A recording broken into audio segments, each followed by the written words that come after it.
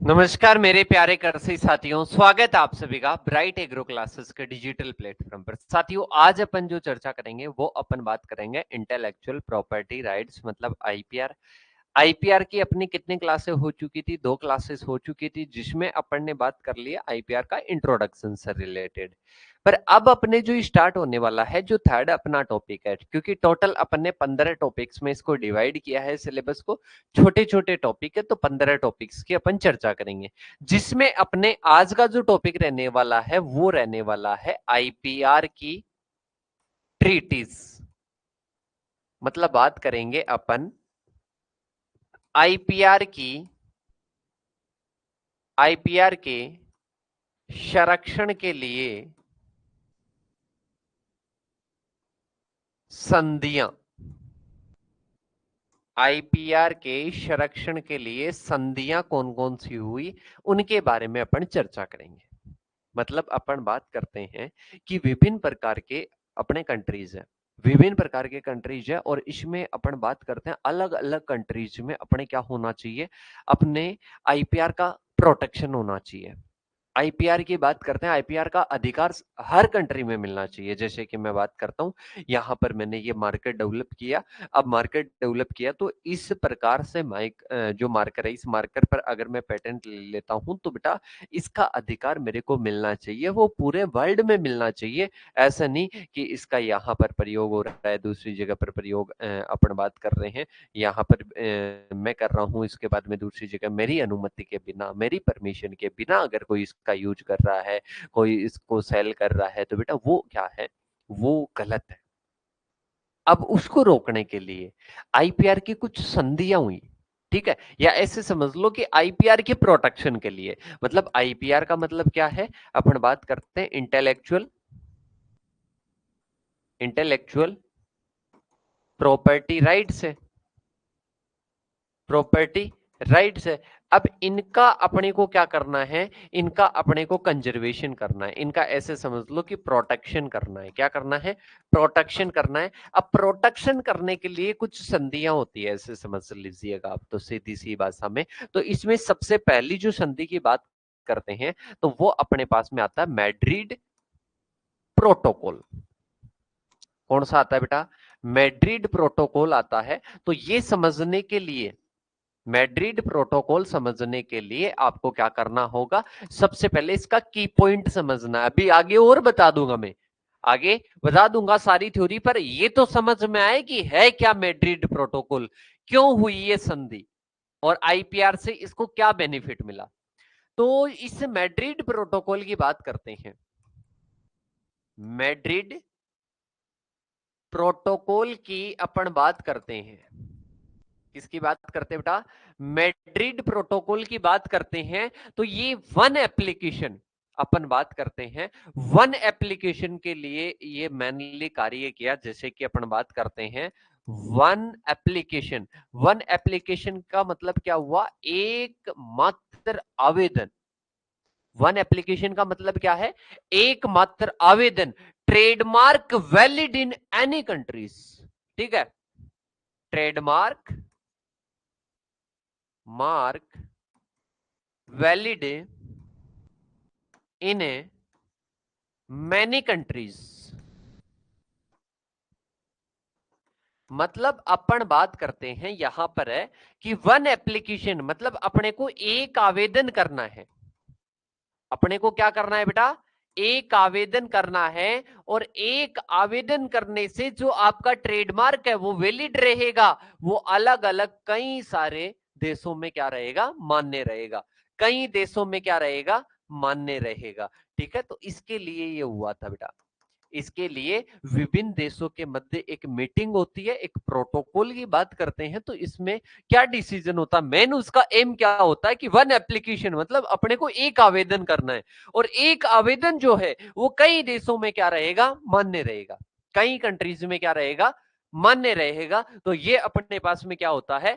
पहला प्रोटोकॉल होता है जिसको अपन क्या बोलते हैं, मैड्रिड प्रोटोकॉल। क्या बोलते हैं बेटा, मैड्रिड प्रोटोकॉल बोलते हैं। मतलब वन एप्लीकेशन बात करते हैं, ट्रेडमार्क वैलिड रहता है इन मैनी कंट्रीज, मतलब विभिन्न प्रकार के देशों में। और अपने को करना क्या होगा, एक आवेदन करना होगा एक जगह पर। ऐसे नहीं कि अपन अलग अलग कंट्रीज में जाकर वहां पर एप्लीकेशन देकर आएंगे, एक जगह पर करेंगे और इसके बाद में वो कई देशों में क्या रहेगा, मान्य रहेगा। ठीक है, ये पहला होता है। इसके बाद में दूसरा अपने पास में आता है, डिटेल से और चर्चा कर लेंगे। दूसरा अपने पास में आता है एक बर्ने कन्वेंशन आता है। क्या आता है बेटा, बर्ने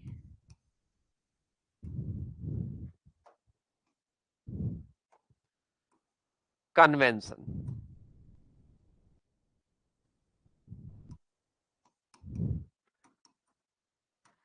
बर्ने कन्वेंशन की अपन बात करते हैं। किसकी बात करते हैं बेटा, बर्ने कन्वेंशन की अपन बात करते हैं कि बर्ने कन्वेंशन क्या है, क्यों शुरू हुआ था और इसका मेन टारगेट था।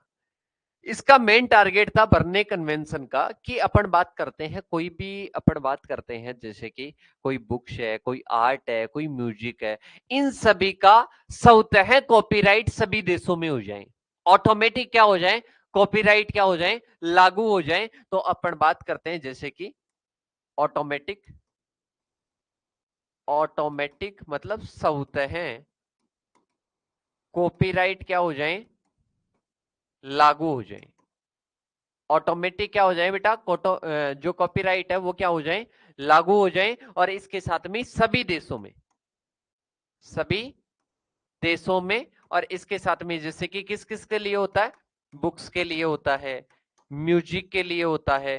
तो इनके लिए क्या हो जाए बेटा, ऑटोमेटिक ये लागू हो जाए। इसी को अपन क्या बोलते हैं, ये हुआ था बर्ने कन्वेंशन। ठीक है, इसको समझना। इसके बाद में एक और अपने पास में आती है जिसका नाम मैं बुडापेस्ट संधि। कौन सी आती है, बुडापेस्ट संधि आती है। अब ये संधि किसके लिए थी, मेनली माइक्रो ऑर्गेनिज्म के लिए। बुडापेस्ट, बुडापेस्ट संधि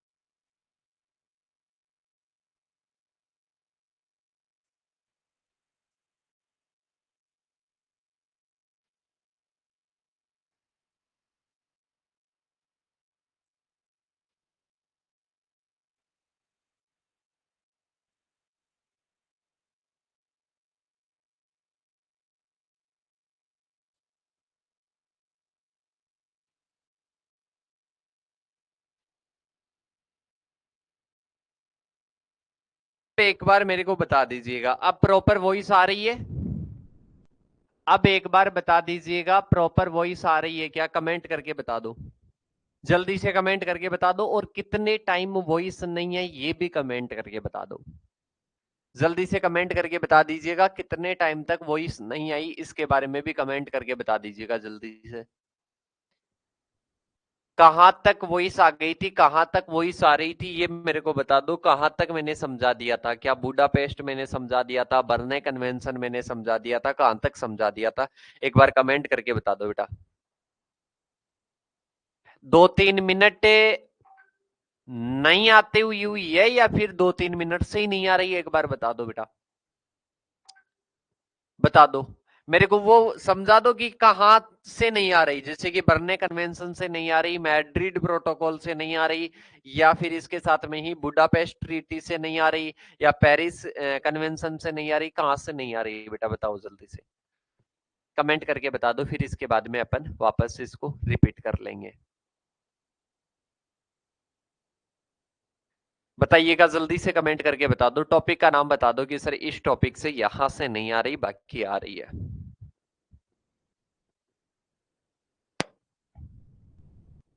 अच्छा, बर्ने कन्वेंशन तक आ रही थी सर, बाकी नहीं आ रही। और तो ओके, इसको भी अपन कर लेते हैं अभी।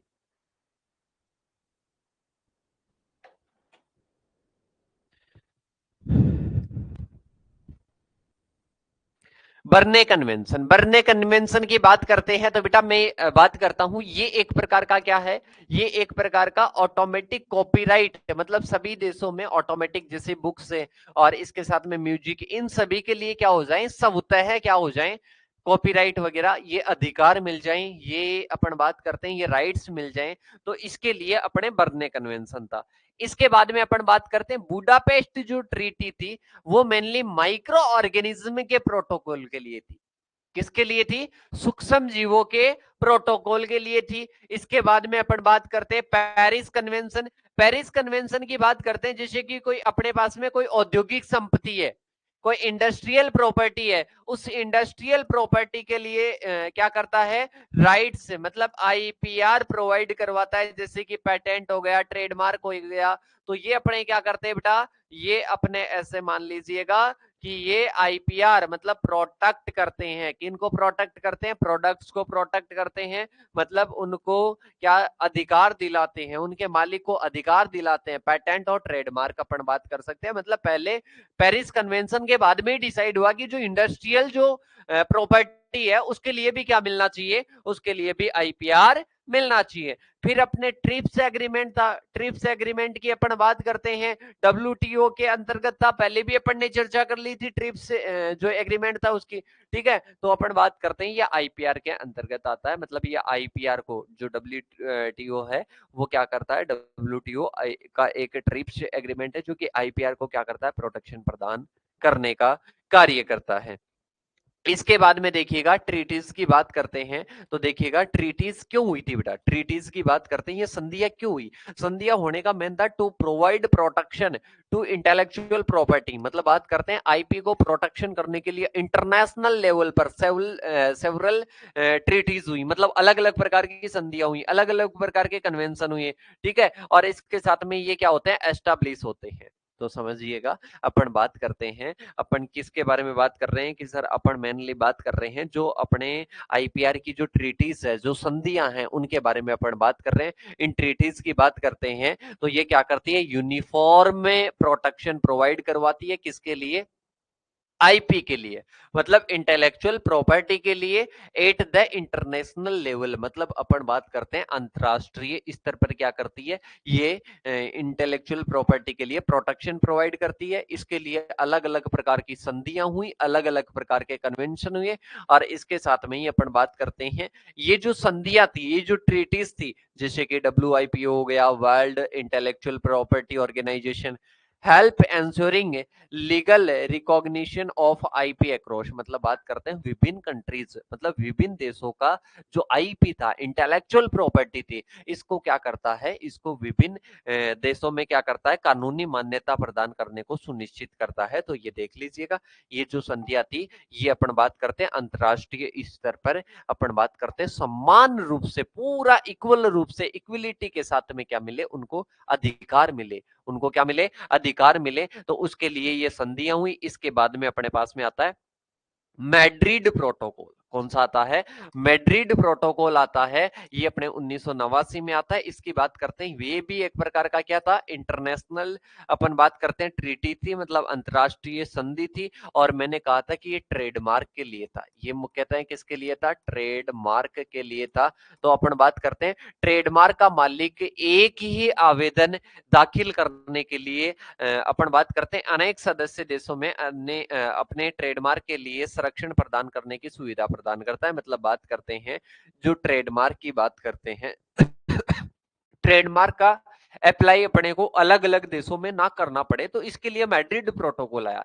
मतलब आप एक ही जगह पर अप्लाई करो। देखो मैंने समझाया था, यहां पर पूरा लिखा हुआ है, देखो मैंने की पॉइंट से ही आपको समझा दिया था कि मैड्रिड प्रोटोकॉल क्या है, वन एप्लीकेशन, मतलब एक ही आवेदन कर दो, कई देशों में मान्यता मिल जाएगी। किसको मिल जाएगी बेटा, ट्रेडमार्क को मिल जाएगी। मतलब एक आवेदन कर दो और उस ट्रेडमार्क की बात करते हैं तो उसकी मान्यता कई देशों में मिल जाएगी, विभिन्न देशों में मिल जाएगी।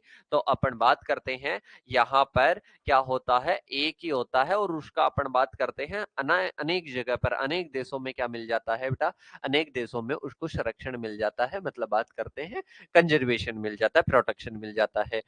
एडमिनिस्ट्रेटेड बाय डब्ल्यूआईपीओ, मतलब इसका संचालन, मैड्रिड प्रोटोकॉल किसके द्वारा संचालित हुआ, विपो के द्वारा, डब्ल्यूआईपीओ के द्वारा, जिसकी बात कर चुके हैं। ये टाइम को बचाता है, मनी को बचाता है, पेपर वर्क को बचाता है, फिलिंग और one application instead of money. मतलब यह आवेदन कई आवेदन करने की बजाय केवल एक आवेदन से समय, धन व दस्तावेजीकरण से क्या करता है, बचाता है।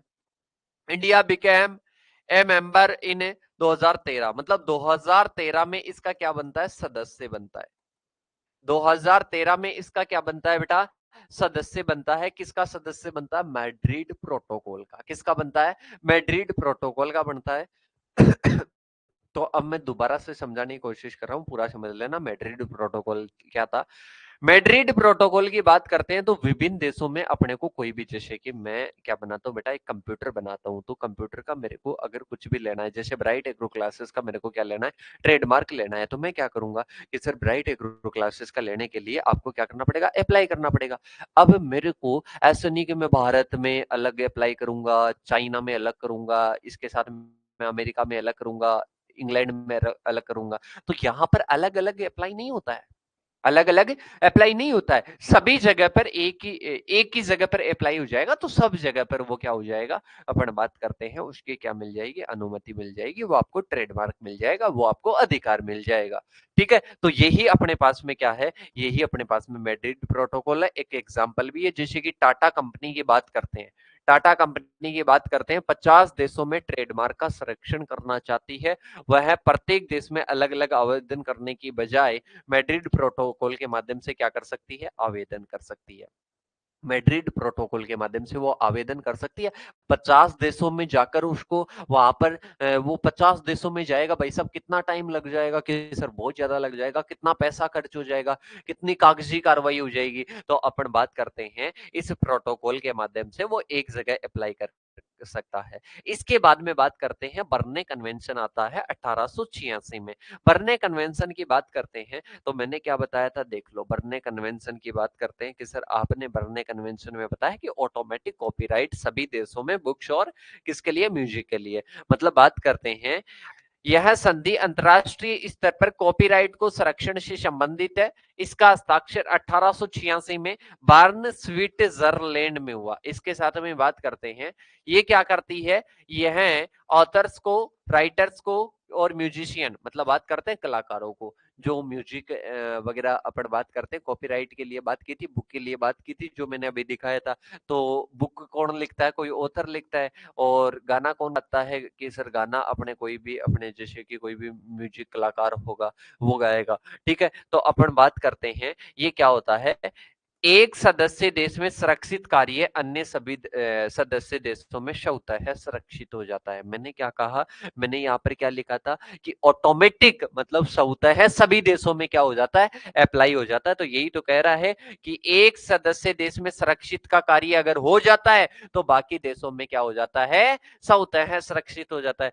कि सर ये भी तो ऐसे ही था, ये भी तो ऐसे ही था कि एक देश में करवाया सभी देशों में हो गया, पर ये ट्रेडमार्क के लिए था। बर्ने कन्वेंशन की बात करते हैं, ये कॉपीराइट के लिए, पेटेंट के लिए, इनके लिए मुख्यतः है था। भारत इसका सदस्य देश कब बन गया था, 1928 में बन गया था। यदि कोई देखो एग्जांपल देख लो, यदि कोई पुस्तक अपने भारत में प्रकाशित होती है तो बर्न कन्वेंशन के सभी देशों में कॉपीराइट का संरक्षण उसे ऑटोमेटिक मिल जाता है। ठीक है बेटा, अगर आप अपन बात करते हैं ना, एक तो बहुत सारी चीजें इसमें याद करोगे, और एक की पॉइंट जो मैंने मेन बताया ये भी आप याद कर लोगे ना, तो इसके बाहर कुछ भी नहीं जाएगा, यही आपको एग्जामिनर पूछेगा। अब इसको आप कितने भी पेज भर सकते हो, एक पेज भी भर सकते हो, दो पेज भी भर सकते हो, पर किसी को क्लियर ही नहीं है कि बर्न कन्वेंशन क्या है।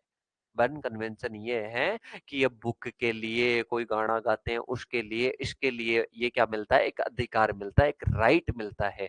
ट्रेडमार्क इंडस्ट्रियल के लिए मिलता है, इंडस्ट्रीज के लिए मिलता है, तो वो मैड्रिड प्रोटोकॉल हो गया, बुक्स वगैरह के लिए ये मिलता है, तो उसको एक जगह पर अप्लाई करने पर सभी जगह अप्लाई हो जाए, तो ये अपने क्या था, बर्न कन्वेंशन था। इसके बाद में आती है बेटा बुडापेस्ट ट्रीटी आती है। अब बुडापेस्ट ट्रीटी की बात करते हैं, ये रिलेटेड थी बेटा deposit of micro organism patent के लिए, मतलब यह सूक्ष्म जीवों के भंडारण से संबंधित थी, जो पेटेंट प्रक्रिया में क्या होते हैं, उपयोगी होते हैं। और 1977 में बुडापेस्ट हस्ताक्षर यह सुनिश्चित करती है कि अंतरराष्ट्रीय मान्यता भंडारण के अंदर की बात करते हैं, आईडीए की बात करते हैं, इसमें जो जमा किए जो सूक्ष्म जीव है वो सभी देशों में क्या है बेटा, पेटेंट प्रयोजन हेतु मान्य है। ठीक है, तो जो भी डिपॉजिट किए गए हैं वो सारे क्या हो सके बेटा, वो सारे क्या हो सके, वो पेटेंट योग्य हो सके। मैंने पहले ही बता दिया था कि बुडापेस्ट किससे रिलेटेड है बेटा, माइक्रो ऑर्गेनिज्म के डिपोजिशन से रिलेटेड है।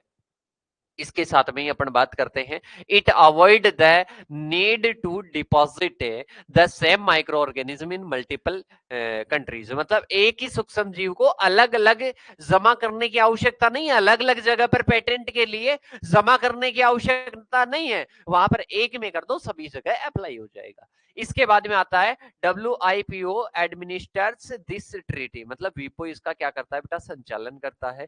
ठीक है, और चंडीगढ़ स्थित MTCC को एक मान्यता प्राप्त आईडीए क्या कर दिया गया है, घोषित कर दिया गया है। इसके साथ में उदाहरण की अगर अपन बात करते हैं, तो उदाहरण की बात करते हैं तो यहाँ पर जैसे कि कोई वैज्ञानिक भारत में नए बैक्टीरिया का स्ट्रेन विकसित करता है तो उसे MTCC में जमा करता है, और यह सभी बुडापेस्ट सदस्य देशों में पेटेंट की फाइलिंग के लिए मान्य हो जाएगा, सभी देशों में नहीं, जो बुडापेस्ट जो ट्रीटी है उसके अंतर्गत आते हैं उसी में होगा। ठीक है, तो समझ में आ गया होगा, अभी तो मैं और समझा दूंगा। इसके बाद में अदर पेटेंट अदर आता है, जैसे कि पेरिस कन्वेंशन के लिए बताया था कि ये इंडस्ट्रियल प्रॉपर्टी के लिए था, जैसे कि पेटेंट हो गया, ट्रेडमार्क हो गया, औद्योगिक डिजाइन होगी, तो ये इसके सुरक्षा से रिलेटेड था। PCT की बात करते हैं, पेटेंट कोऑपरेशन ट्रीटी की बात करते हैं, तो ये अपने क्या आ जाएगा, ये provide a unfiled unified procedure for filing a patent application in multiple countries.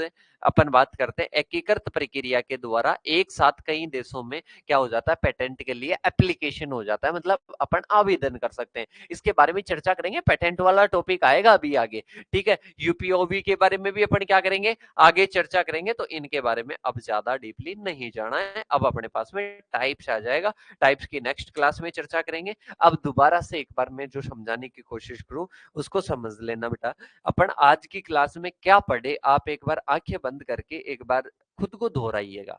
ठीक है, अगर कुछ वर्ड निकल कर आते हैं, कुछ लाइनें निकल कर आती है, कुछ कॉन्सेप्ट निकल कर आते हैं, तो यहां से आपने कुछ सीखा है। अगर यहां से आपने नहीं सीखा होगा तो आपके माइंड में कुछ भी नहीं आएगा, अगर सीखा होगा तो कुछ माइंड में आएगा। अब इसके साथ में ही या तो हो सकता है अगर नहीं आ रहा है माइंड में, या तो हो सकता है मेरी कमी हो या हो सकता है आपकी कमी हो। आपकी कमी क्या हो सकती है, कंसिस्टेंसी के साथ में नहीं हो, या मेरी कमी क्या हो सकती है, मैंने अच्छे से क्लियर नहीं किया हो। ठीक है, तो मैं लास्ट में एक बार दोबारा से और क्लियर करने की कोशिश करता हूं। देखिएगा, अपन बात करते हैं ये सारे कन्वेंशन संधियां, इनका मेन रीजन क्या था। मैं आपको एक वर्ड में, बेटा जब भी आप किसी बड़े पैराग्राफ से एक एक वर्ड निकालना सीख जाओगे कि एक वर्ड क्या है, इसको आप कैसे इंडिकेट करोगे इस पूरे पैराग्राफ को, तो बेटा इसको मैं अगर इंडिकेट करना चाहूं, मेरे पर्सनल ओपिनियन बताना चाहूं, तो मैं एक वर्ड यहां पर लिखूंगा कि अपने आईपीआर मतलब राइट्स तो मिल गए, अपने इंडिया में मिल गए। जैसे कि मेरे को राइट्स चाहिए थे, मेरे को अधिकार चाहिए थे मेरी इंटेलेक्चुअल प्रॉपर्टी के लिए, तो ये मेरे इंडिया में भारत देश में मेरे को मिल गए। इसके साथ में ये मेरे को चाहिए पूरे वर्ल्ड लेवल पर, पूरे वर्ल्ड लेवल पर चाहिए, विश्व स्तर पर चाहिए। तो विश्व स्तर पर चाहने के लिए मेरे को क्या करना पड़ेगा, विश्व स्तर पर चाहने के लिए मेरे को क्या करना पड़ेगा बेटा, विश्व स्तर पर चाहने के लिए मेरे को अलग अलग जगह पर क्या करना पड़ेगा, अप्लाई करना पड़ेगा। नहीं, इसी से बचने के लिए, टाइम को बचाने के लिए, पैसों को बचाने के लिए, और इसके साथ में ही जो अपन डॉक्यूमेंट अप्लाई करते हैं, मतलब दस्तावेजीकरण कागजी कार्रवाई को रोकने के लिए क्या किया जाता है, कुछ संधियां होती है, उनमें कुछ देश अपनी सहमति जाहिर करते हैं, और फिर उनमें क्या हो जाता है बेटा, उनमें ऑटोमेटिक एक जगह अप्लाई कर दो, उनकी संस्थानें बनी हुई है, इंस्टीट्यूशन बने हुए, एक जगह पर अप्लाई कर दो, और इसके साथ में ही सभी जगह पर वो क्या हो जाएगा, अप्लाई हो जाएगा, सभी जगह पर आपको राइट मिल जाएगा, वहां पर बिना गए आपको मिल जाएगा। ठीक है, तो बेटा ये अपने पास में संधि आती, मैंने एक एक वर्ड से समझाया, फिर डिटेल समझाया, फिर मैंने कॉन्सेप्ट से पूरा समझा दिया। अब इसके साथ में एक और मैं आपके लिए कर सकता हूं कि एक अपने पीडीएफ डाली हुई है, पीडीएफ आपको मिल जाएगी, बैच में ही मिल जाएगी, बैच में पीडीएफ है, रिकॉर्डेड वाले बैच में है, पिछले ईयर मैंने डाल रखी है, तो उसमें एक बार पढ़ लेना। ठीक है, अब इंग्लिश वाला ऐसे मत सोचना कि सर मैं कैसे पढ़ूंगा, हिंदी वाला मैं कैसे पढ़ूंगा, आपको बस एक बार पढ़ना है ए से समझने के लिए कि कैसे आगे, जैसे कि आपको कोई आईपीआर चाहिए तो उसको समझने के लिए एक बार रीडिंग लगा लेना बस। ठीक है, क्योंकि वो थोड़ा डीपली दे रखा है, तो उसको रीडिंग लगा लेना, काफी सारे माइंड में क्लियर हो जाएंगे। तो मिलते हैं नेक्स्ट सेशन के साथ में, तब तक के लिए थैंक यू सो मच। जय जवान जय किसान साथियों।